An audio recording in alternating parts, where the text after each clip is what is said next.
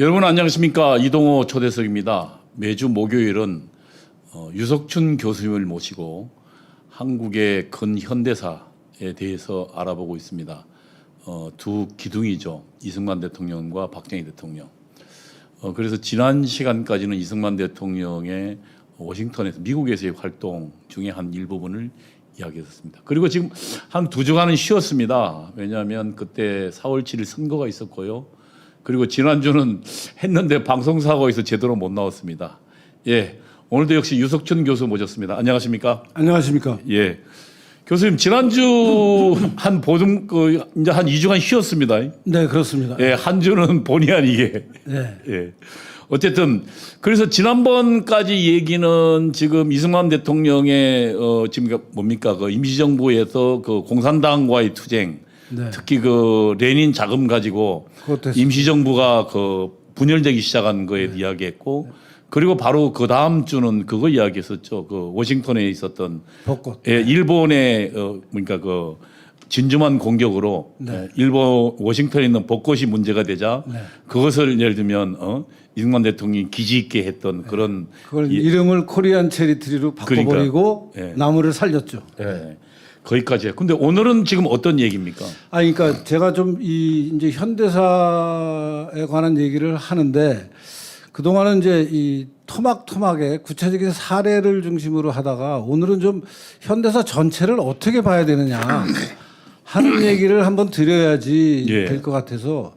말하자면 대한민국이라는 나라가 서서 오늘날까지 있었던 여러 가지 그 변화를 발전을 어떤 사관으로 역사관으로 그것을 보는 것이 맞는 것이냐, 또 우리나라 역사 해석이 왜 이렇게 이상한 사람들이 많으냐 하는 거하고 연관된 문제를 좀 설명을 드리는 게 시청자 여러분들 이 전체적으로 대한민국 현대사를 이해하는 데 도움이 될 것 같아서 그 큰 시각에서, 그러니까 아주 더 이렇게 뒤로 빠져서 멀리 있는 것을 보면은 조선 후기부터 시작해서 일제 식민지 시기를 거쳐서 대한민국이 건국되고 6.25 전쟁을 거치고 그다음에 60년대 이후에 엄청난 경제 발전을 이루면서 지금 우리나라가 세계 뭐 10위권 국가로 한강의 기적을 이룬 나라로 평가를 받고 있는데, 그러면 이런 역사적 변화, 발전을 역사학계는 어떻게 보고 있느냐, 그것을 보는 그 역사학의 역사관, 시각은 어떤 것들이 있느냐 하는 것을 좀 이해하시는 게 그 시청자 여러분들이 전체적인 어떤 조망을 하는데 도움이 될 것 같아서 제가 그 문제와 관련돼서 지금 우리나라 역사학계의 현실을 좀 설명을 드리겠습니다. 그러니까 이제 조선 말기부터 한국 근현대사까지 어떤 관점으로 보느냐, 거기에 관한 얘기죠. 네, 그렇습니다. 과거 뉴라이트 운동 때도 뭐는 쟁점이 있었죠. 뭐 자학사관이 뭐 해가지고요. 바로 그 문제입니다. 그러니까 이제 이게 우리나라 역사를 기본적으로 이제 국민들 사이에서는 굉장히 이게 자랑스러운 역사다라고 보는 분들이 많죠. 그렇죠. 근데 지금 권력을 가진 분들은 이게 정의가 패배하고 기회주의가 득세한 나라다라는 그러니까 노무현 대통령 발언이죠. 대통령 발언 같은 식으로 우리나라 역사를 해석하는 사람들이 지금 권력을 잡고 있어요. 제가 대학교 다닐 때 배웠던 게 이 자랑이 아닙니다. 원장님. 죄송합니다. 근데 그때 그 퍼졌던 사관이 지금 권력을 가진 사람들한테 스며들어서 그 사람들이 우리나라 역사를 그렇게 보고 있으니까. 우리나라 역사학계의 주류가 지금 그 사관이죠. 그렇습니다. 그러니까 대한민국은 정의가 실패하고 패배하고 기회주의가 득세한 나라. 기회주의가 득세한 나라라는 관점이죠. 그게 이제 뭐 구체적으로 들어가면 이제 뭐 매판 자본주의다, 뭐 신식민지 국가적 자본주의 뭐 이런 얘기들인데 그런 사관이 어떻게 해서 자리를 잡게 되고 그런 사관으로 현대사를 보면 그럼 현대사가 제대로 보이느냐 하는 것을 좀 우리가 따져보고 잘못됐다고 판단하면 그걸 버려야 되는데, 이 역사학자들이 뭐 어떻게 보면 게을르다 그럴까요? 고집불통이라 그럴까? 다른 사람들 말을 안 듣는다고 얘기해야 되나? 혹은 있는 사실을 인정하지 않으려고 그러는 이상한 고집을 부리면서 지금 계속 그 사관이 아직도 뿌리를 잡고. 어떤 사관이 하나 잡히면 그 사관을 벗어나는 게 굉장히 어려운 문제 같더라고요. 그러니까 사람도 자기 나름의 어떤 그 여러 가지 이제 계기를 통해서 인생관이 뭐 구체적으로 서술할 수는 없어도 각자가 삶을 살면서 20대, 30대, 40대를 지나면 한 나이가 꽤 되면은 어떤 삶에 대한 태도가 정해져 있잖아요. 그렇죠. 근데 이것이 내가 갖고 있는 이 태도가 바람직한 것이냐를 객관화시켜 보면은 내가 주변 사람들을 믿지 못하고 의심하고 하는 것을 내가 바꿔야 된다라고 생각은 하면서도 막상 자기가 갖고 있는 그런 삶에 대한 기본적인 태도를 쉽게 못 바꾸는 게 인간의 또 일종의 그 현실이거든요. 타성이고.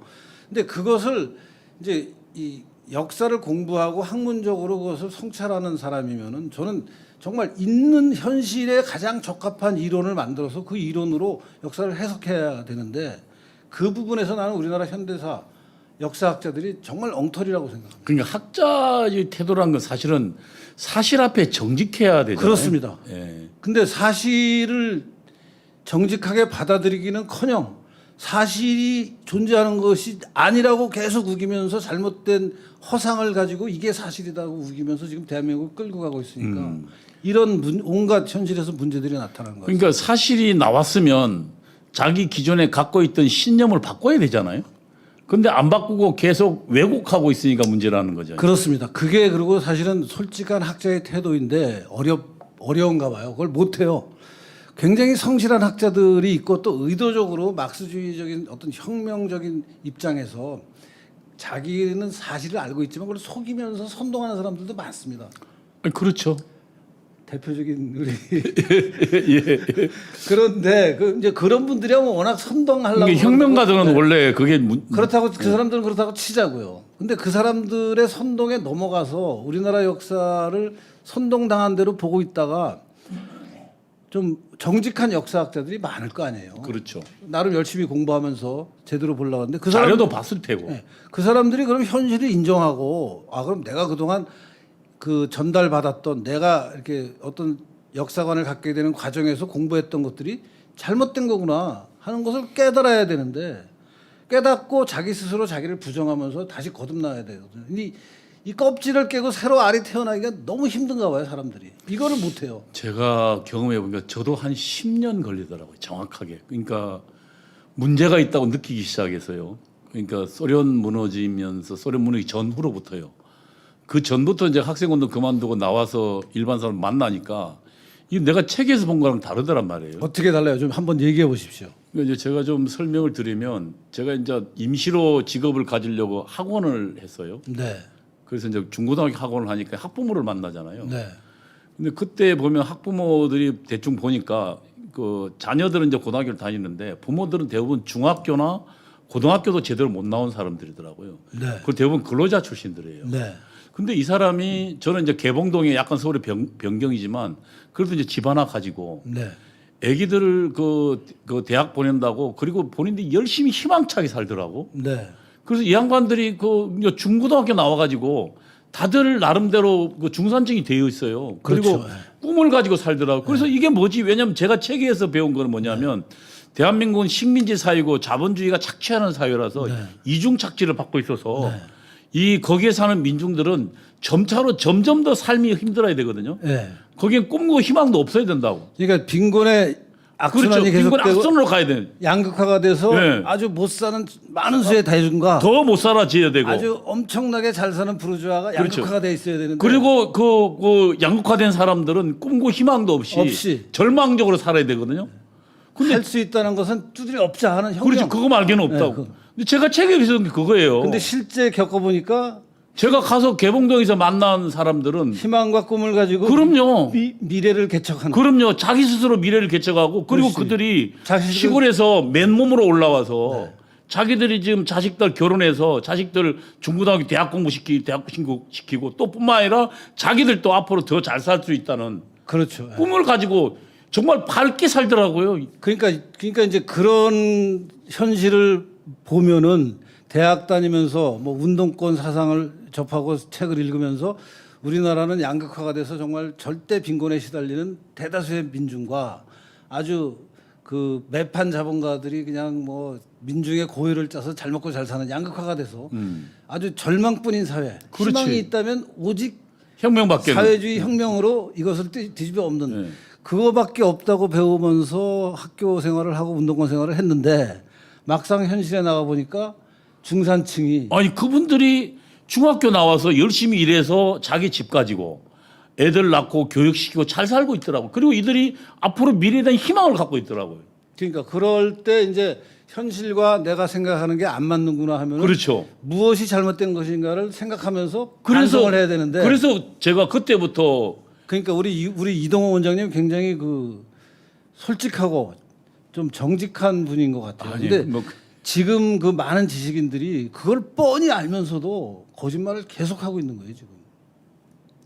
그러니까 결국은 그 거짓말을 계속하는 이유는 그 교수님 말대로 하면 관점이 문제죠. 사관이. 그러니까 사관이 문제인데 사관이 사실과 현실과 안 맞으면 사관을 바꿔야 되는데 이걸 바꿔야죠. 안 바꾸고 버티고 있는 거예요. 고집 피우고 거듭. 계속 버티고. 그리고 그래서 본인만 버티는 게 아니라 결국은 우리 국민들도 학생들도 왜곡시키고 있는 거예요. 나라 전체를 엉망으로 끌고 가고 엉망을 끌고 있는. 그 과정을 좀 설명을 예, 드리겠습니다. 예. 그 지금 말씀드린 여러 가지를 이제 핵심적으로 그 정리한 단어가 내재적 발전론이라는 게 있습니다. 그러니까 한국의 발전이 내부적으로 동력을 가지고 진행되고 있는 발전이다. 잘 가고 있었는데. 네. 근데 그것이 나오게 된 배경은 이제 식민사관이라는 게 있습니다. 그러니까 우리가 일본의 식민지가 되면서 일본이 우리를 점령하고 지배할 때의 그 일본 사람 입장에서 한국사를 보는 시각이 이제 식민사관인데 그 식민사관이 뭔지부터 좀 설명을 드리겠습니다. 한번 두 번째 페이지로 좀 넘어가 주시겠어요? PPT. 예, 그걸 좀 비춰 주시죠. 화면에. 예.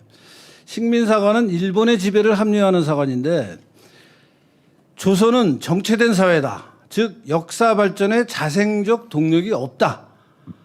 그래서 전통 봉건 사회에서 근대 자본주의 사회로 이행이 불가능하다. 그래서 외부인 일본이 들어와서 타율적으로라도 조선을 변화시켜야 된다.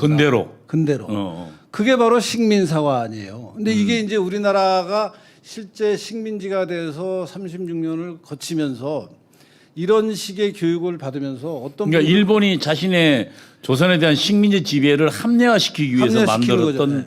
그러니까 제국주의 사관이죠. 그렇죠. 예. 그러니까 일본은 자생적 발전을 해서 유럽과 같은 선진국이 됐는데 그래서 제국주의 국가가 됐는데 주변에 있는 옆에 있는 한국은 아직도 봉건사회 중세사회로 남아 있으니까 얘네들을 발전시키려면 우리가 식민 지배를 통해서 얘네들 근대화시켜야 된다. 뭐 이런 얘기를 하는 게 이제 식민사관이에요. 근데 이제 이게 실제로 이제 당시 식민 지배를 겪으면서 우리나라 사람들의 어떤 경제적 여건이나 이런 것은 이렇게 상승세를 타고 있었던 것은 사실인데 사람들의 머릿속에서 아 이걸 우리가 자체적으로 못하고 일본이 이렇게 만들어주는 것은 좀 우리 스스로의 문제가 있는 거 아니냐는 이제 생각들을 하게 되겠죠. 당연히. 그렇죠. 이제 그러면서 해방이 되고 나서 우리나라가 이제 뭐 아시다시피 막 전쟁을 겪고 50년대 원조 경제를 하다가 60년대 이제 자체적인 발전을 막 하기 시작합니다. 그때 나온 게 이제 식민사관에 대항하는 민족주의 사관이에요. 다음 페이지를 한번 보여주실래요? 그러니까 이제 민족주의 사관이 우리나라에 60년대에 나오는데 그 큰 배경을 보면 저런 겁니다. 조선도 즉 우리나라도 자체적인 역사 발전의 동력이 있었다.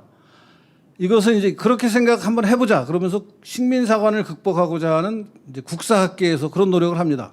그래서 그렇게 하면서 막 이게 역사를 뒤져봤더니 발견한 게 크게 보면 두 가지입니다. 하나는 자생적 근대화, 즉 자본주의로 가는 맹아가 조선에 존재했는데 하나는 유물론전 입장에서 보면 계급론전 입장에서 보면은 경영형 분홍이라는 농민들 중에 새로운 방식으로 경영을 해서 과거보다 점점 더 부를 축적하는 새로운 이제 농민들이 탄생하고 있었다. 그게 이제 서구에서 이야기하는 자본주의 이행에 뭔가 맹아들이 있었다는 그렇죠. 거죠. 예. 그리고 이제 그것을 뒷받침하는 정신적 어떤 각성이 있었다. 실학사상이라는 게 이제 실학사상이라는 게 우리 전통적인 사상에서 근대 사회하고 맞는 사상을 찾아내는 게 실학. 우리도 그렇게 좀 배우지 않았어요? 아니, 그러니까 실제 실학사상이라는 게 이제 조선 후기의 정약용 같은 사람들로부터 비롯되는 거예요. 그럼 그 사람들이 실사구시를 하자. 그러니까 공리공담에 빠지지 말고 과학적인 근거를 가지고 그것을 실제 생활에 응용해서 지금보다 더 나은 이용후생을 하자. 이런 것들이 실학사상이잖아요. 그러니까 사상적으로나 물질적으로나 우리도 자체 발전의 동력이 있었는데. 그러니까 식민사관에 대해서 뭔가 극복하려고 하는 노력에서 나온 거죠. 그렇죠. 예. 그러니까 이제 조선사회도 우리 자체적인 근대사회로 가는 어떤 씨앗들이 맹아가 있었는데 이게 왜 그러면 완성을 못했느냐? 일제가 와서 이것을 뿌리째 뽑아버렸기 때문에. 짓밟아서. 이제 그렇게 해석이 되는 거예요. 그 옆에 책은 뭡니까? 저 책 두 개는 맞으면 서양 역사에서 굉장히 유명한 책 두 권인데요. 하나는 왼쪽에 있는 거 The Transition from Feudalism to Capitalism이라는 책은 이제 유물론자들, 막스주의자들이 봉건 사회에서 자본주의로 갈 때 이행 과정이 어떤 과정을 거치느냐 하는 것이고, 저건 우리말로 자본주의 이행 논쟁이라고. 그래요. 왜냐하면 제가 많이 보셨죠, 저 책? 저걸 봤던 책이라서. 저 유명한 게 이제 스위지하고 도비라는 예, 사람이 예. 뭐 상업자본주의가 중요하냐 농업자본주의가 예. 중요하냐 하면서 굉장한 논쟁을 한 게, 이제 말하자면 좌파 사관에서 봉건 사회에서 자본주의 사회로 갈 때는 이런 과정을 거친다 그러면서 저기에 등장한 가장 핵심적인 개념이 농업 부분에서 부르주아가 탄생한다는 거예요. 그게 이제 경영형 분홍인 거죠. 그리고 또 오른쪽 책은 막스 베버라는 굉장히 유명한 독일의 법철학자가 쓴 건데, 사회학자이기도 하고, 그 아는 분들이 많을 겁니다. 책 제목이 The Protestant Ethic and the Spirit of Capitalism. 그러니까 개신교 윤리와 기독교 개신교 윤리와 자본주의 정신.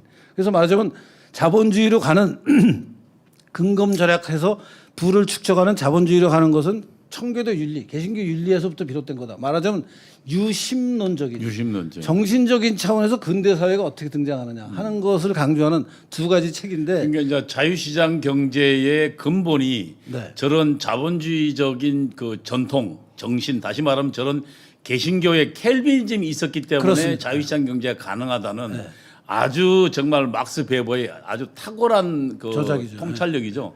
그러니까 저게 이제 지금 제가 보니까 이승만 박사가 독립정신에 보면 그렇죠. 우리 서구에 잘 사는 나라들이 다 저 교회에 입각해 있더라. 그렇죠. 예. 그래서 우리도 개신교로 나라를 세워야 받아들이자. 그 사회가 잘 된다는. 그러니까 기독교 입국론이 그때 나오더라고 20대. 그러니까 이제 지금 기독교 입국론, 그러니까 기독교적인 어떤 영적인 그 자극이 우리나라에 어떤 역할을 했느냐도 사실 굉장히 중요한 거거든요. 굉장히 중요하죠. 근데 내재적 발전으로 가면 기독교가 내재적인 게 아니거든요. 그렇죠. 외부에서 온 심어온 거죠. 거니까 아예 이 부분을 안 보려고 그러고 보려고 생각도 안 해요. 그러니까 그래서 지금 이승만이나 그다음에 한국 기독교가 자유민주주의 시장경에 끼친 공을 아예 그냥 아예 생까는 거죠.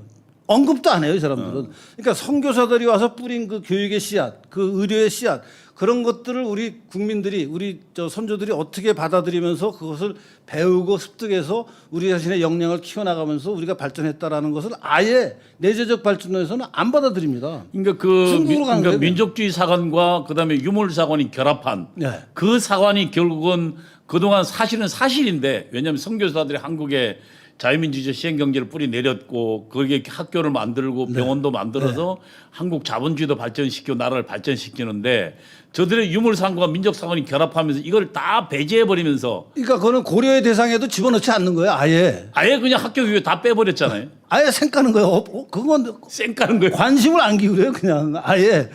근데 이제 그런 문제가 있다는 얘기를 이제 결국 나중에 제가 드리려고 하는 건데, 우선 이제 그 아까 얘기한 그 민족주의 사관, 자생적 발전론이 이제 등장하는 과정에 결정적인 역할을 한 두 분이 있습니다. 뭐 하나는 다음 페이지로 넘어가 주시죠.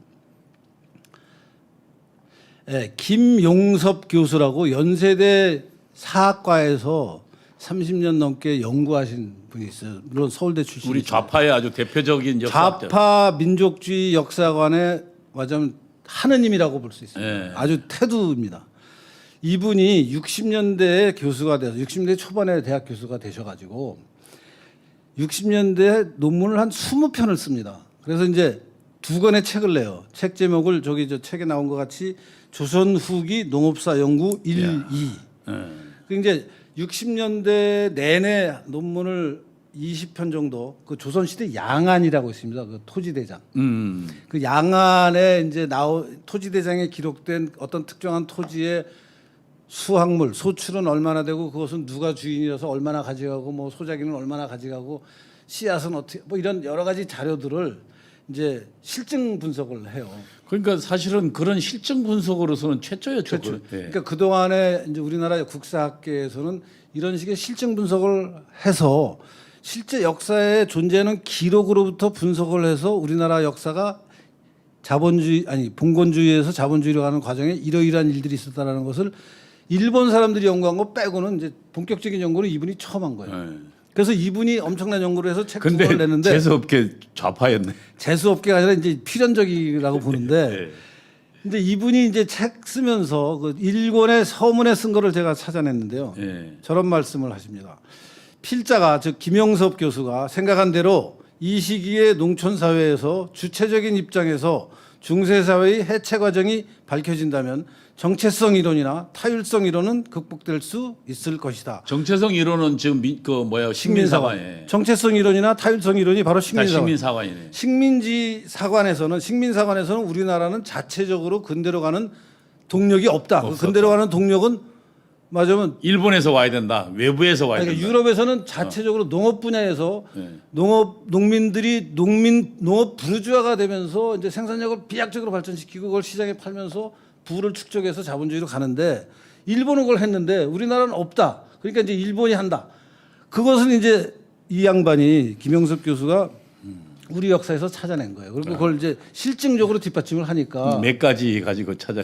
역사학계가 열광을 하는 거예요. 역사학계뿐이 아니라 온 국민이 열광을 한 거예요. 60년대. 그렇지. 김영섭 교수의 연구 결과에 대해서 이거야말로 우리 역사를 새로 해석하면서 정말 제대로 해석하는 거다 그러면서 사실 그래서 우리나라 국사학계는 이 김영섭 교수의 이 연구들 때문에 맞으면 좌파 민족주의 사관이 뿌리를 아주 확고하게 내립니다.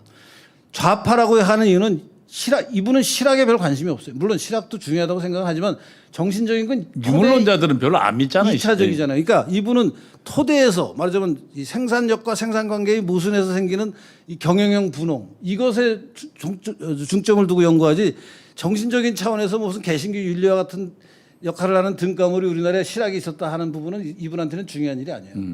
그러니까 이분이 이제 이런 연구를 해서 맞아면 좌파적인 역사관으로 우리나라 역사를 재해석하니까 일본이 없었으면은 우리나라는 엄청나게 자본주의로 갈 수 있었는데 그러다 보니까 이제 논리 비약이 더 생기죠. 아니 그러니까 이제 그러니까 조선에 예를 들면 고종이 이상한 계몽 군주가 돼서 나타난 거 아닙니까? 그게 다 그런 부작용이에요. 예, 그 부작용이죠. 조선 후기가 가만히 내버려뒀으면 일본 제국주의가 우리를 침략하지 않고 그냥 조선이 고이 발전하게 내버려만 뒀으면 자체적으로 우리는 근대 자본주의 선진국가로 갈 수 있었는데 일본 때문에 못했다라는 해석이 이분 때문에 자리를 잡고 그게 지금 아직도 우리나라 사람들의 머리를 지배하고 있는 거예요. 근데 저분의 논리를 이제 하나하나 뒤집은 게 우리 이영훈 교수죠. 이영훈 교수 얘기는 제가 나중에 한번 더 나중에. 자세히 하려고 그러고 하여튼 크게 봐서 근데 저분 얘기대로 되면 어떻게 되느냐 한번 생각해 보자고. 우선 그래서 김영섭 교수가 경영형 분홍이라는 개념을 제시하면서 조선 후기에 맹아 자본주의로 가는 씨앗이 맹아가 있었다. 구체적으로는 그게 경영형 분홍이다. 이런 얘기를 했고요. 그 다음 이제 천관우라는 분으로 대표되는 다음 페이지 좀 넘어가 주실래요? 예. 실학 사상을 강조하는 그룹이 있습니다. 사실 실학 사상을 강조하는 그룹은 김영섭 교수 같이 한 그룹의 우두머리가 결정적인 역할을 한 분은 없고 여러 많은 학자들이 실학 사상에 주목을 해서 여러 가지 관점에서 실학에 관한 정약용을 비롯한 그 당시 조선 후기에 있었던 여러 그 실학 사상가들을 재조명하면서 이런 식의 정신적 개조 운동이 조선 후기에 봉건사의 말기에 있었으니까 이것도 자체적으로 우리가 그 일본의 침략을 받지 않았으면은 우리나라를 근대 사회로 이끌어 나가는 마치 개신교 윤리와 같은 역할을 했을 거다라는 해석을 하기 시작한 거예요. 일종의 요즘 말하면 국뽕인 그렇죠. 뭔가 다 이게 국뽕은 일제를 극복하려니까 우리도 안에 뭔가 있었다. 네. 예? 근데 그런 분을 대표하는 중에 이제 이 청관우 선생은 대학에서 교수 생활한 게 아니라 언론인으로 언론인이잖아요. 예, 뭐 한국일보, 동아일보, 조선일보의 편집국장을 편집국장이 직업이에요. 막 전전해요. 언론사마다. 그래서 한 20년 넘게 편집국장을 하시는 분이라 이제 언론계에서는 엄청난 역할을 하셨는데 이분이 이제 언론 활동을 하면서 그 실학사상에 관한 조명을 많이 하죠. 그래서 이분으로 대표된다고도 얘기할 수 있고 뭐 이분 말고도 이제 실학에 관한 연구는 굉장히 많은 학자들과 언론인들이 했는데 일본 역사에서 약간 힌트 얻은 거 아닌가요? 일본의 뭐 그러니까 어느 나라나 사실 근대 사회로 가려면은 아까 유럽에서 보면 개신교 윤리가 그런 역할을 했다는데 일본은 일본대로 또 무슨 또 요시다 쇼인인가요? 뭐 있잖아요. 그거. 일본도 이제 그 온갖 사상가들이 나와가지고 그런 뭐 마지막에는 저 후쿠자와 유키치까지 연결이 되는 이제 근대화를 추동하는 일본 자체의 힘이 있다. 중체 서양 뭐 이런 거 있잖아요. 뭐 중국에서는 이제 중국 사상이 그 서양 기술을 배워서 중국 정신으로 그걸 쓰자. 뭐 하여튼 일본은 사실 그렇게 해서 사실은 내부적으로 혁명에 성공했어요. 일본은 자체적으로 근대화에 성공하죠. 물론 서양을 공부해서 하죠. 우리는 이제 공부하다가 일본 때문에 망했다. 그러니까 이제 우리나라 역사가 발전 못한 것을 합리화시키는 좋은 핑계거리가 이 내재적 발전론으로부터 나온 거예요. 그러니까 우리나라 사람들이 여기에 열광하면서 일본만 욕하면 모든 게 다 해결되는 거예요. 그렇게 되면은 근데 어떤 일이 벌어지는지를 이제 그 다음 단계하고 연결. 그러니까 요 다음 페이지로 가주시죠. 요 다음 페이지. 그러니까 60년대에 정신적으로는 실학, 60년대에 물질적으로는 경영형 분홍. 이 이제 등장해서 그 연구가 70년대까지 연결이 되고 80년대 학생운동이 엄청나게 있잖아요. 그 80년대 학생운동은 이제 어떻게 그 민족주의 사관을 이어받냐 하면은 그 당시에 이제 저거 한번 띄워보시죠. 사회 구성체 논쟁이라는 아이고 저거 오랜만에 보는 책이네요. 저거 굉장히 익숙한 책이죠. 예, 저거 다 봤던. 이동호 원장님이 뭐 대학 다닐 때 아마 저 사회 구성체 논쟁으로 해가 예. 뜨고 해가 졌을 겁니다. 예, 그리고 저 논쟁의 기본적인 내용들을 우리가 다 공부했던, 그러니까 저 사고체 논쟁의 저 책의 내용들이 주로 지하 서클의 논쟁들을 저기 팜플렛을 정리한 거예요. 돌아다니는 것을 이제 다 모아놓은 거죠 지금. 그 중에 이제 상당수는 북한에서 방송을 했던 것들이고요. 그렇죠 이제 알고 그때는 그게 이제 우리 같은 사람들은 모르고. 예. 야, 저 무슨 뭐 강철 서신의 저자는 저 엄청나게 공부 잘하는 사람인가 보다 그랬죠. 이게 식민지 반봉건 사유는 식민지 반작으로는 전부 주체 사상에서 오늘 지금부터는 혁명론 강자가 있겠습니다. 해가지고 그거 나오면 오늘은 혁명론 강자 뭐에 대해서 말하겠습니다. 그거 전부 그 뭡니까 그 타이포로 쳐가지고 나온 거예요. 가리방 긁어가지고. 예, 가리방. 그래서 이 사회 구성체 논쟁 80년대 학생운동권에서 본 것은 이제 저렇습니다. 옆에 제가 몇 자로 정리를 하는데 일본의 침략으로 자생적인 자본주의 맹아가 짓밟혔어요. 그러니까 이제 첫 번째 자생적 제가 짓밟혔다는 거는 지금 김용섭의 그 이론을 그렇죠. 지금 개성한 거죠. 네, 그렇죠. 예, 예. 그다음에 이제 매판적이고 종속적인 자본주의가 기형적으로 발전해. 왜냐하면 짓밟혔는데 이제 그것을 이제 과거에는 식민지였다가 해방되고 미군이 진주하고 그러면서 우리나라를 신식민지로 보잖아요. 일본의 경제에 종속이 된 것을 신식민지다 그래서 그 신식민지의 기생적 부르주아가 외국 자본의 도움을 받아서 또 국내에서는 국가 권력과 결탁을 해서 민중을 수탈하고 독점 자본을 살찌운다. 근데 저건 이제 라틴 아메리카의 종속 이론에도 하고도 영향을 받은 있고, 거예요. 그다음에 그 전에는 사실은 그 레닌의 그 식민지의 제국주의 이론. 예, 제국주의 이론하고 그다음에 중국의 모택동의 이론, 그러니까 뭡니까 신민주주의 이게 다 연관이 있죠. 네, 조희연 교수가 바로 그 사람입니다. 예. 저기 조희연 교수가 과거에 이제 그 운동권들 따라다니면서 그 뭡니까 그 저기 조희연 나오죠. 그 자기가 논쟁을 발표한 건 아니고 편저죠, 편저. 예, 운동권들 그 팜플렛 모아가지고 저 책 낸 사람이에요. 예, 저 책이 뭐 4권인가 있는데, 예. 그러니까 저 문건을 생산은 사실은 북한에서 했거든요, 대부분. 그러니까 제가 말씀드리잖아요. 그러니까 우리 당시에 한 주체가 예를 들면 그 NL은 북한에서 내려오고, NL은 북한에 내려오고, PD는 유럽 그 막스 거예요. 예, 막스 거 예, 베끼고. 막스. 그래서 막스하고 그 북한이 서로 대립한 거예요. 그러니까 사회구체 논쟁은 사실은 뭐 맞아면 정신적인 역할이 중요하냐 하는 건 아예 빠져 있고 좌파들 유물론자들 중에서 NL적인 입장하고 PD적인 입장이 싸우는 게 저 사회구성체 논쟁인데 NL적인 입장이라는 게 뭐냐? 민중해방인데 민족해방 내셔널 리버레이션인데 그건 사실 북한의 혁명론을 남한에서 수입해서 예. 몰래 수입해서 그냥 베껴가지고 이제 퍼뜨리는 게 NL론이고 그러니까 PD론이라는 거는 민중민주주의인데 그렇죠. 피플스 디모크라시 그거는 소련에서 나온 혁명론을 그대로 베껴갖고 와서 한국 사회에서 소련식 혁명을 할 것이냐 북한식 혁명을 할 것이냐를 싸우는 게 사회구성체 논쟁인 제가 거예요. 저 논쟁의 핵심이 있어서 제가 저거를 잘 아니까 좀 간단히 설명을 드리면 이렇습니다. 한쪽은 지금 대한민국의 어떤 혁명 단계냐. 그렇죠. 그러니까 바로 공산주의 혁명으로 갈 거냐. 안 그러면 공산주의 혁명 가기 전에 그러니까 미국을 몰아내는 혁명부터 해야 될 거냐. 그러니까 그래서 이제 그거를 그러니까 반제국주의 혁명을 할 거냐. 두 가지 논쟁입니다. 그렇죠. 그래서 지금은 PD는 그러니까 옛날 조국이 있던 그런 PD들은 산업행. 바로 지금 대한민국이 자본주의가 굉장히 발전된 단계다. 독점 자본주의 단계까지 갔다. 그래서 바로 공산주의로 가도 된다는 얘기예요. 1단계 혁명론. 1단계 혁명론. 그다음에 2단계 혁명론은 북한이 주장한 거거든요. 북한이 우선 미국을 몰아내고 그다음에 공산주의로 가자. 그래서 북한의 혁명론은 민족해방 인민민주주의 혁명론이고 그렇죠. 1단계 혁명론은 바로 공산주의 혁명론이에요. 그러니까 요 두 개가 싸운 거고. 그러니까 사회 구성체 논쟁이라는 것은 고 좌파 사관 안에서 맞으면 자본주의를 때려엎는 걸 먼저 할 거냐 미제국주의 때려엎는 걸 먼저 할 네. 거냐 그 싸움을 하면서 뭐 이게 중요하다 저게 중요하다가 책 4권으로 저렇게 정리가 돼 있는데 사실은 저보다 엄청 더 많은 팜플렛들이 있었고 엄청 많았죠. 지금은 저 얘기를 아무도 안 하는 이유가 다 쓸데없는 짓거리를 한 것이거든요. 근데 아무튼 그때 엄청 중요했어요. 80년대 저것 때문에 대학에서 해가 뜨면 저 얘기, 해가 지면 저 얘기 했어요. 네. 뭐 봄에도 저 얘기, 가을에도 저 얘기. 심지어는 어떤 얘기까지 있었냐면 저희가 맨 처음에는 북한의 혁명론에 대해서 잘못 알고 있었어요. 식민지 반봉건 사회로 자본주의도 안 됐다. 우리 이 대한민국은. 왜냐하면 북한이 미국이 그러니까 그 식민지로 지배하는 바람에 자본주의가 제대로 발전 못했다. 그래서 그 농촌 사회에 지주가 있어서 봉건 사회라고 주장한 거예요. 네. 그러니까 지금 저기 PD들한테 엄청 논쟁에서 두들겨 맞았거든요.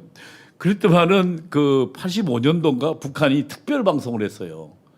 그 국외 소리 방송에서 야, 그 내용은 딱 하면 야, 우리 막 식민지 반자본주의로 바뀌었어. 너 아직도 그걸 몰랐냐?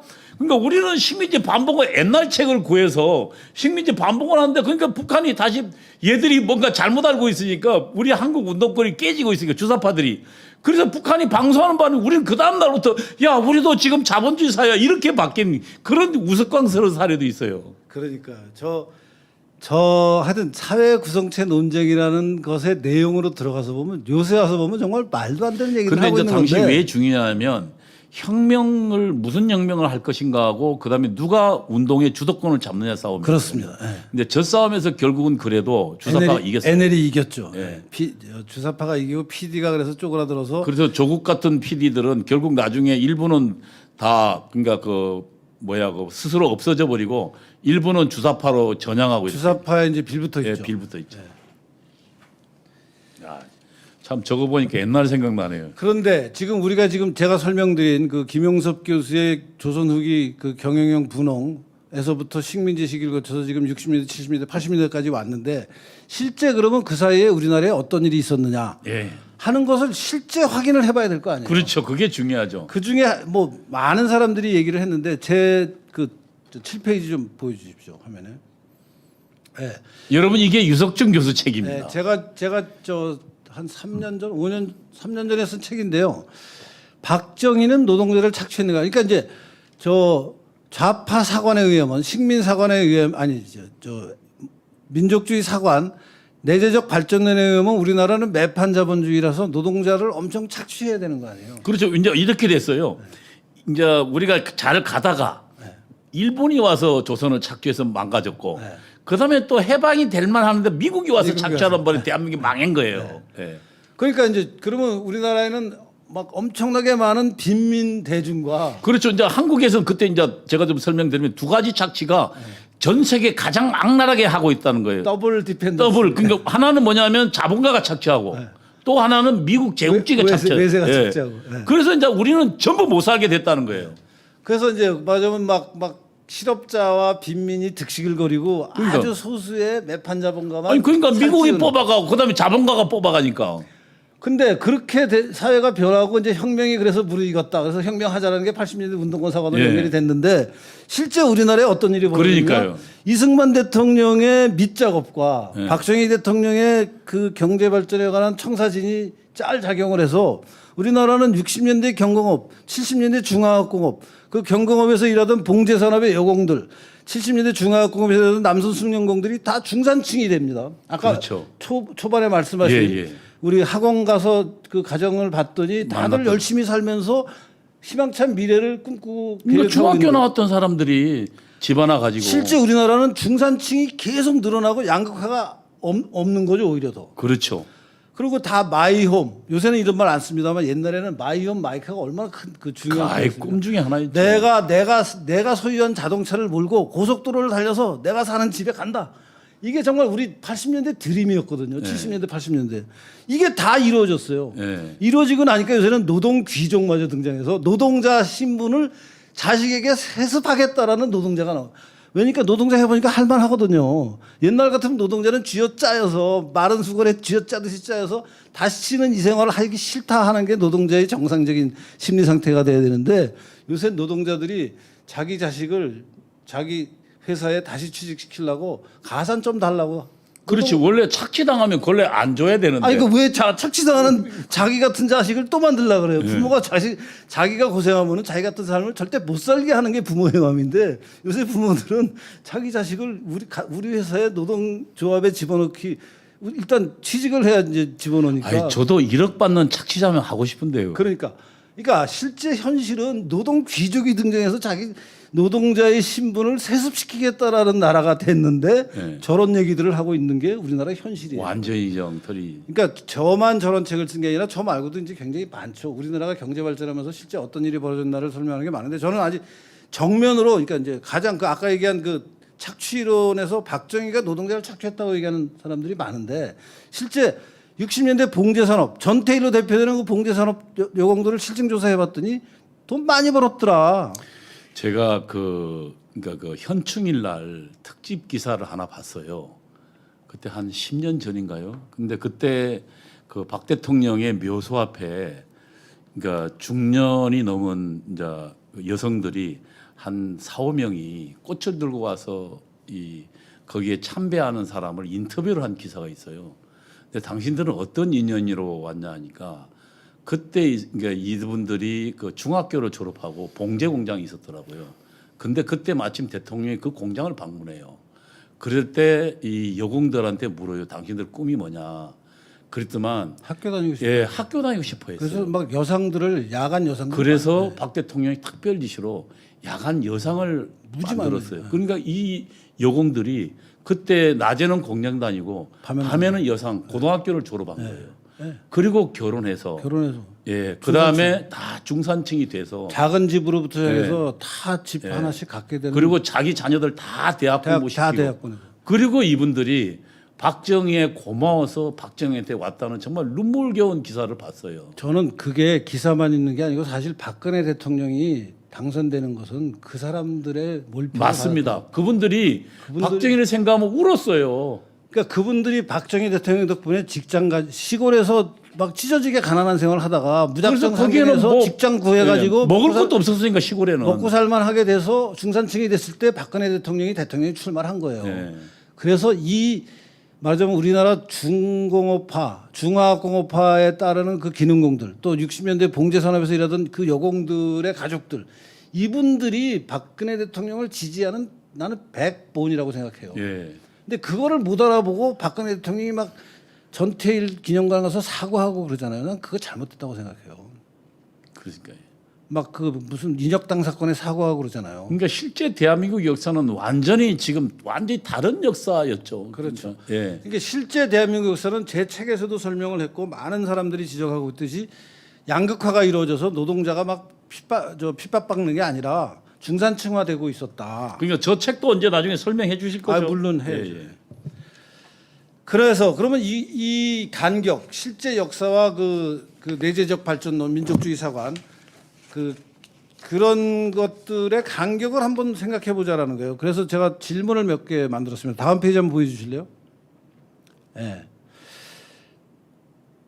지금까지 설명한 것을 가지고 이런 질문을 할 수 있을 것 같아요. 조선 후기에 등장한 자생적 맹아가 식민지를 거치며 짓밟혔다면 그 맹아는 다시 언제 우리 내부에 등장해서 한국 자본주의를 발전시켰는가? 한국 자본주의가 발전했다고 인정하면 저 질문에 답이 나와야 돼요. 그렇지. 그러면 일제 때는 짓밟혔어요. 내세 때문에. 그러면 6.25 때? 6.25 때는 전쟁팀에 또 짓밟혀. 이승만 대통령은 원조나 받고 뭐 아무런 경제 발전을 못해. 박정희는 또 저쪽 사관에 의하면은 왜 일본 제국주의를 다시 받아들여가지고 뭐 일본 자본한테 문 열고서 막 미국 자본도 받아들이고 차관 받아들이고 노동자를 착취해. 그럼 자본주의 발전 안 돼야 안 되죠. 돼야 되는 거야. 그렇지. 맹아도 없고 발전이 안 돼야 되는 거예요. 뭐 발전 안 됐다고 얘기할 거냐라고 질문하는 거예요 지금 제가. 그다음에 보세요. 그러니까 해방과 건국 그리고 전쟁의 와중인 50년대에 자생적 맹아가 등장할 수 없었다면 경공업이 발전하던 60년대 혹은 중화공업이 발전되던 70년대에 자생적 맹아가 등장한 것인지 대답을 해야 될 거 아니에요. 이승만 시대 그리고 박정희 시대를 그러니까 뭘 가지고 발전했는지를 설명해 줘야 한다는 얘기죠. 그렇죠. 예. 발전에 대한 설명이 없어요. 조사관은. 박정희 시대를 각각 미국과 일본에 대한 한국의 새로운 종속이 시작된 시기로 보는 민족주의 사관으로는 답이 안 나와요. 저 질문에 답이 안 나와요. 저 질문에 답이 안 나와서 결국은 안병직 교수가 전향을 하죠. 전향을 그래서 중진 자본주의라는 걸 만들어요. 그게 80년 초죠. 80년 중반. 80년 초에 일본에 갔. 네, 일본에 가서 그래갖고 이영훈 교수 같은 분들이 이제 같이 그 네. 안병직 교수랑 토론을 하면서 생각을 다 바꾸죠. 그러니까 안병직 이대근 이 그룹이 네. 사실은 이제 저런 식민지의 짓밟고 자본주의 짓밟혀서 대한민국은 도저히 가망이 없다고 이론적으로 뒷받침하던 분들인데 아니 실제 현실 대한민국은 자본주의가 계속 발전하고 있으니까 그렇습니다. 예. 그거를 그러니까 과거의 이론과 설명 못하니까 그분들은 정직하게도 나름대로 내 이론이 그러니까 틀렸다고. 새로운 이제 답을 찾아 나서서 지적인 답을 내놓는 거죠. 다음 페이지로 좀 가주시죠. 또 이런 질문도 할 수 있습니다. 식민지가 끝나고 어떻게든 자본주의 발전에 필요한 자생적 맹아가 등장했다고 치면은 과연 그 맹아는 어떤 과정을 거쳐서 오늘날 세계 10위권의 경제라는 크나큰 나무로 성장할 수 있었는지도 답이 없어요. 씨앗의 상태로부터 성숙한 나무로 자라는 과정에 관한 설명도 민족주의 사관이나 운동권 사관에서는 공백으로 남아요. 그렇죠. 왜냐하면 답이 나올 수가 아니 없어요. 이승만 독재자, 그다음에 일제에 이어서 미제 식민지, 그다음에 박정희 독재자. 그러면 자본주의가 발달이 안 돼야지. 안 돼야지. 예. 안 돼야지. 근데 우리나라는 10위권이 됐어요, 지금. 그렇지. 그러니까 이게 폐기해야 될 이론이라는 거예요. 예, 계속해서. 예. 다음 질문. 세 번째로 갑시다. 이래서 이 사람들이 97년의 경제 위기가 이 사람들한테 구세주예요. 아, 그렇기 때문에 이 사람들은 97년에 찾아온 우리나라의 경제 위기가 드디어 발화하는구나. 우리 말이 맞지. 드디어 대한민국이라는 나라가 되도 않는 발전했다고 그러던데 결국 망하지 않냐. 그러니까 97년 찾아온 경제 위기가 자신들의 이론적 입장을 완성시켜주는 구세주예요. 교수님 왜 시계가 이렇게 안 돌고 가만히 있으면 한 번은 맞잖아. 하루에 한 번은. 그렇지. 그대로 있으면. 예? 그 표현 좋습니다. 예. 시계가 안 움직이면 하루에 두 번은 딱 맞죠. 그러니까. 예. 딱 맞은 순간이 온 어쩌다 거예요. 한 번 이제. 97년에 그러니까 대박이 난 거지 이 사람들한테는. 우리는 저 같은 사람한테는 괴로운 시기였어요. 97. 이거 왜 망했을까? 결국 김대중하고 김영삼이 개판친 거고. 김영삼이 개판친 거죠. 김영삼이 개판치고 극복하는 과정에서 김대중이 예. 개판쳤는데 아무튼 뭐 97년 위기 때는 이 사람들은 신났죠. 예. 한국 자본주의가 몰락해야만 스스로의 논리적 완결성이 갖춰지는데 한국 자본주의는 97년 위기에도 불구하고 살아남았고 또 극복했죠. 또 발전을 극복해서 오늘은 1인당 3만 불이에요. 불. 세계 10위권이 네. 됐어요. 그래서 이제 이런 상황에서 이런 상황을 가진 사람들은 어떤 일을 앞으로 할 것이냐 하는 것이 이제 제가 스스로 답한 건데 다음 페이지로 좀 가주실래요? 예, 문재인, 그러니까 이제 97년 외환위기에서 살아남고 뭐 이제 정치적으로 좀 변동을 겪으면서 현재 문재인 정권이 집권하고 있는데 이 사람들은 아까 얘기한 그런 사관을 갖고 있기 때문에 우리나라 경제가 망해야지 자기들이 성공하는 거고 자기들이 맞는 거예요. 그러니까 이른바 촛불혁명으로 등장한 주사파 운동권 권력은 48년 건국한 대한민국의 성취를 정면으로 부정하는 역사 왜곡을 하고 있고 뭐 법치주의, 대의제, 권력분리 이런 거 다 파괴하고 있고 경제적으로 보면요. 사회주의적 공유경제라는 미명하에 자유시장 경제의 기반을 허물어서 사상 최악의 청년실업, 자영업의 줄도산, 국제 경쟁에서 살아남아야 할 대기업마저 옥죄어서 총체적인 경제 파탄을 만들어내고 있잖아요. 그러니까 주사파의 사관, 민족 사관과 결합한 그 사관이 결국은 오늘날 경제 파탄을 지금 만들고 있는 거죠. 만드는 게 자기들의 이론에 맞는 거예요. 맞는 거죠. 이론에 맞추려고 지금 경제 파탄을 만들어낸다고 볼 수도 있어요. 그 이야기 참 재밌네요. 아니 그러니까 자기들 이론대로 하면 한국이 망해야 되는데 안 망하잖아요. 안 망하고 있으니까 드디어 권력을 잡고 망하게 만들고 있어요. 이들이 지금 대한 망하고 자기 이론에 두들겨 맞추고 있는 거군요. 실수하는 게 아니고 이걸 의도적으로 이러고 있는 거예요. 5천만을 그러니까 자기 이론에 맞춰서 지금 실험하고 있는 거네. 때려잡고 있는 거예요. 지금. 야, 참. 다음 페이지로 가보세요. 환상적 평화주의로 대한민국을 무장해제하면서 국방력의 근간을 허물고 오도된 민족 지상주의로 대한민국의 번영을 보장했던 한미동맹 해체하고 있죠 지금. 한미동맹은 대한민국이 자유를 지키고 북한 공산정권과 대항하기 위한 생존수단이 아니고 민족의 주체성을 억압하는 예속의 상징일 뿐이다. 미군이 왜 뭐 주권 국가에 이렇게 영구적으로 주둔하고 있느냐, 주한미군 철수해라 하는 얘기가 바로 이제 이런 논리에서 나오는 거죠. 그러니까 문재인 운동권 권력은 자신들의 믿음과 신념, 즉 내재적 발전론, 민족사관, 좌파적 민족사관 이 역사에서 구현하고 있음을 보여주기 위해 마침내는 대한민국을 망가뜨리는 노력을 하고 있다. 난 이렇게 봐요. 그런데 실제 올바른 역사 해석은 그럼 어떻게 해야 되는 것이냐? 다음 페이지 좀 가주실래요? 조선 후기 맹아와 대한민국의 오늘날 경제 발전은 민족주의 사관으로 연결이 안 돼요. 아까 공백이 질문 막 하면 공백이 나오잖아요. 아무것도 설명 못 하니까. 그러니까 설명이 안 되는 거예요. 그러니까 조선 후기에 있었던 맹아가 그럼 언제 나와서 경제 발전을 했는데 답이 없어요. 그냥 우리나라 경제는 갑자기 발전했어. 그러니까 저 말로 하면 어쨌든 맹아가 식민지에 망했으니까 그 식민지는 그러니까 예를 들면 우리 그러니까 해방 이후도 계속 미국 식민지였으니까. 그러니까요. 그러니까 발전할 틈이 없는데 발전할 틈이 없는데 왜 발전했냐? 네, 답이 안 나오는 거예요, 계속해서. 그래서 내재적 발전론 자체가 잘못된 거다. 이게 내재적 발전이라는 것은 어떤 단위의 내부에서 동력이 있었다. 그러니까 사람을 기준으로 보면요, 내가 어떤 발전을 하고 성취를 하는 것은 내가 내부에서 동력도 있어야 되지만 외부의 환경이 그런 동력을 뒷받침해 그렇죠. 주는 외부에서 배우기도 하고. 그러니까 외부의 자극과 나의 내부의 어떤 그 힘이 서로 예. 상호작용을 하면서 상호작용하죠. 어떤 때는 좋은 결과가 나오고 어떤 때는 나쁜 결과도 나오고 노력하기 나름이죠. 그렇게 봐야지. 그러니까 발전은 모방에서 나온다 그러잖아요. 그러니까 외부에서 뛰어난 것을 보면은 보고 배우는 게 그러니까, 예. 보고 배우고 그것을 더 좋은 것으로 끌어올리려고 만들려는 노력을 하고 그래서 발전이 이루어지는 건데. 그러니까 대한민국 발전도 결국 그렇게 봐야 정상적으로 그렇게 봐야 보는 거죠. 근데 이분들은 내부만 보는 거예요. 외부는 안 보고 외부는 전부 자기를 억압한다고만 보는 거예요. 그러니까 선교사의 도움도 한미동맹의 도움도 발전된 서구 문명의 어떤 지적 그 문명적인 성취를 우리가 보고 배우는 노력도 굉장히 중요한 건데 그건 다 외부에서 우리를 억압한다고 보고 있는 거예요 지금. 그러니까 잘못되는 거죠. 그러니까 역사 발전은 내재적이기도 하지만 외재적이기도 하다. 내부와 외부를 같이 봐야 돼요. 그리고 내부와 외부의 상호작용 결과를 우리에게 유리하게 만드는, 우리가 발전하게 만드는 것은 우리 스스로 어떻게 하느냐고 그것을 가장 잘한 분이 박정희 대통령, 이승만 대통령이거든요. 외부에 주어진 조건을 가장 잘 활용해서 예컨대 미국 자본을 우리가 빌려다가 공장을 지어서 해외 시장에 팔아서 우리가 돈을 벌었잖아요. 그렇죠. 외부와 내부가 잘 결합해서 발전을 이룬 거예요. 그때 당시에 이제 이론에 따르면은 그게 우리가 종속돼 가지고 네. 종속 심화, 독점 강화 독점 강화 해가지고 하면 안 된다. 했죠. 망할 거다 그랬잖아요. 그러니까 차관을 도입하면 망한다가 그 네. 당시 답이었는데 그게 아니고. 우리는 차관 가지고 잘 해가지고 오히려 그러니까 돈이 없는 사람이 빚을 내 가지고 빚을 잘 활용해서 빚도 갚는 거 아니에요.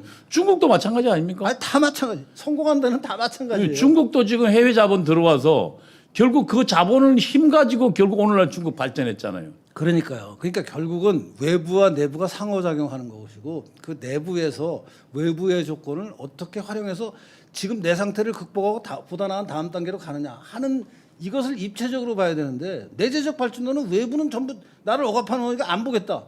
이게 잘못된 거예요.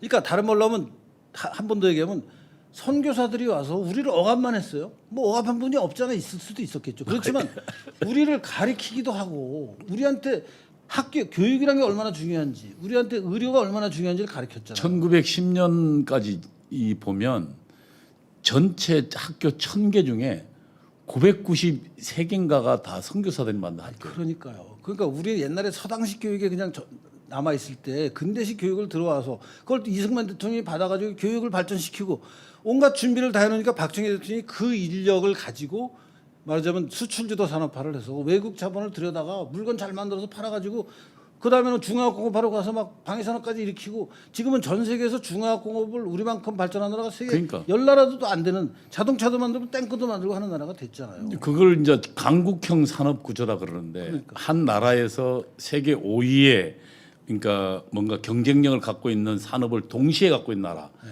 자동차, 뭐 전기, 전자, 네. 전기, 화학, 뭐 이런 것들을 다 갖고 있는 나라가 미국, 독일, 일본 그 다음에 한국이더라고요. 그렇죠. 영국도 없더라고요. 영국은 요새 예. 매니팩처가 다 죽어버렸어요. 예, 그래서 제가 이 시점에서 참 기억났던 게 함재범 교수의 그 글이었어요. 개국과 세국이라는. 네. 우리 한반도 5,000년 역사를 보면서 함재봉 이렇게 설명했더라고요. 우리가 개국에서 다른 나라와 적극적으로 개방하면서 그들과 경쟁하고 그들 문명을 받아들이면서 우리가 내부적으로 잘 활용했던 우리 문화의 발전기고 융성기였다. 아 그게 이승만의 독립정신이 예. 바로 그 내용이에요. 함재봉 네. 교수가 쓴 거나 이승만 독립정신이나 박정희의 수신지도 산업화나 사실은 외부에서 만들어진 여건을 우리가 적극적으로 활용해서 하자. 그거거든요. 그러니까 내재적 발전론이라는 것은 정말 외눈박이 사관인 거예요. 그러니까 쇄국하면 망했다는 거거든요. 그거요. 예. 그리고 왜 이 식민사관은 완전히 또 그건 또 다른 외눈박이 사관이고, 그러니까 식민사관도 아니고 내재적 발전론도 아니고 내부와 외부가 상호작용을 하는데 이 상호작용을 어떤 경우에는 그 상호작용을 스스로 잘 관리하지 못하면서 망하는 나라도 많죠. 우리나라는 예외적으로 성공한 나라고 그 성공을 그럼 우리가 설명을 해야 되는데 내재적 발전론, 자본주의 맹아론, 무슨 민족주의 사관 이걸로는 설명 못한다라는 게 제가 드리고 싶은 말씀이고 이 사관이 지금 우리 역사학계를 지배하고 있어서 좌익 역사관. 좌익 역사관이 이게 우리나라의 어떤 그 앞으로 나가는 발목을 잡는 굉장히 심각한 장애물입니다. 이걸 빨리 극복해야 됩니다. 그러니까 지금 정교조들이 가리키는 대한민국의 예를 바로 들면 그렇습니다. 역사관도 바로 이 배경이 있는 거죠. 네. 그러니까 사실은 저희가 이 토론을 하기에 앞서 맨 먼저 해야 될 주제였군요. 네.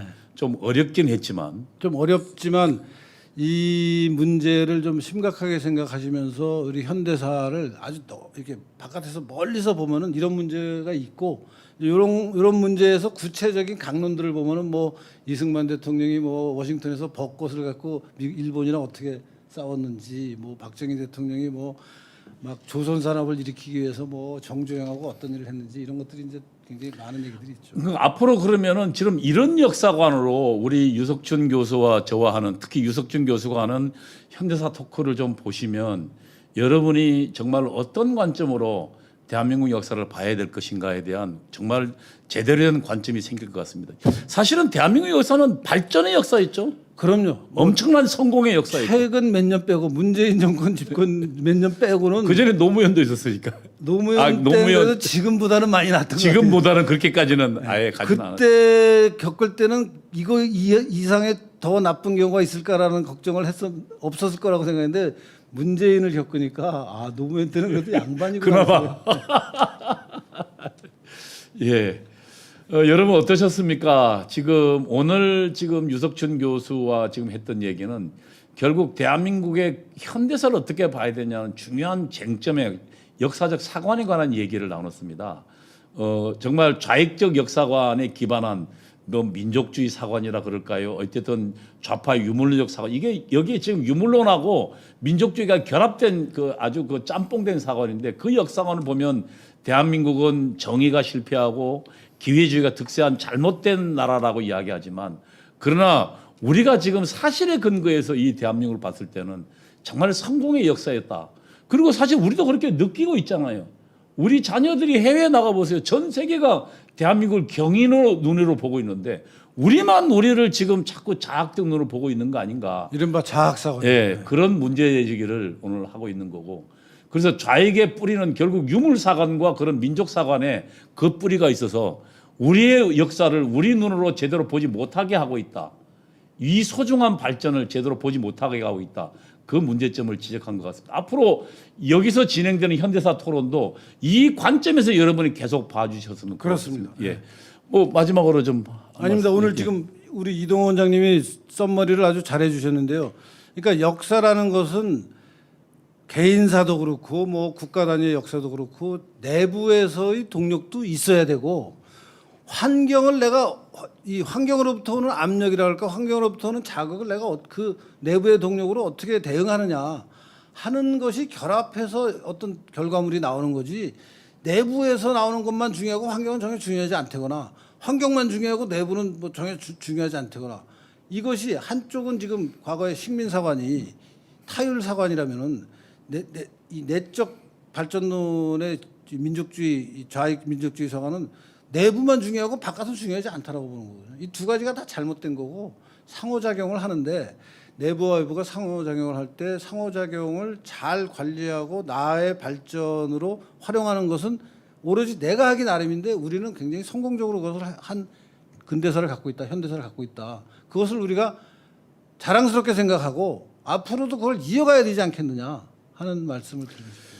예, 끝내기 앞서 우리 아이디 청파님이 유물론을 구체적으로 좀 설명해 주셨으면 하는데 오늘은 지금 시간이 아마 안 될 것 같고요. 왜냐하면 2시부터 또 다른 방송이 있다 해서 저희가 다른 기회에 유물론으로 보는 그러니까 유물론적 역사관이 있습니다. 이제 지금 막스주의, 공산주의를 배경으로 하는 역사관은 유물론적 역사관이거든요. 그 역사관에 대해서도 한번 좀 설명을 해드리겠습니다. 그냥 간단히 말씀드리면은 유물론은 물질이 중요하고 정신은 중요하지 않다요. 정신은 물질의 반영일 뿐이지 정신적으로 물질을 바꾸는 것보다는 물질이 정신을 바꾼다. 맞아, 먹고 사는 게 중요하지 머릿속에 이 뭐 이렇게 상상하고 이거 하는 것은 중요하지 않다는데 굉장히 저 편파적인 하느님 믿는 분들은 저 근처에도 가지 마세요. 예, 그러니까 이제 유물론이란 토대와 상부 구조를 나누는데 정신론은 이제 상부 구조고, 그러니까 뭐 생산력과 생산 관계 뭐 이런 것을 가지고 이제 역사 발전을 설명하는 방법인데, 그래서 물질이 자기의 그 진화 과정을 겪었다는 주장입니다. 나중에 한번 거기에 대해서는 좀 설명을 유물사관에서 다시 따로 설명을 좀 하도록 하겠습니다. 한번 하시죠. 예, 오늘 여기까지 하겠습니다. 예, 고맙습니다, 교수님. 네, 고맙습니다.